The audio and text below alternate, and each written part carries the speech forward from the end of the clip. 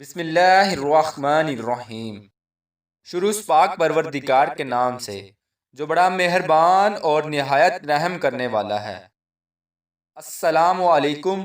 سیدنا ابو ہریرہ رضی اللہ عنہ سے روایت ہے کہ رسول اللہ صلی اللہ علیہ وآلہ وسلم نے فرمایا، اللہ تعالیٰ نے فرشتوں سے فرما دیا ہے کہ میرا بندہ جب برائی کا ارادہ کرے لیکن نہ کر سکے تو اس کی برائی نہ لکھو، اگر برائی کا ارتکاب کر لے تب ہی برائی لکھو، اگر وہ برائی کو میری رضا کے لیے ترک کر دے تب بھی نیکی لکھو،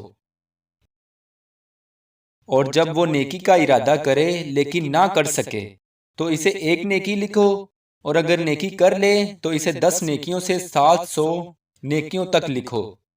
صحیح بخاری۔ مزید اس طرح کی ویڈیو کے لیے ہمارے چینل کو سبسکرائب کریں اور بیل کے آئیکن کو کلک کریں۔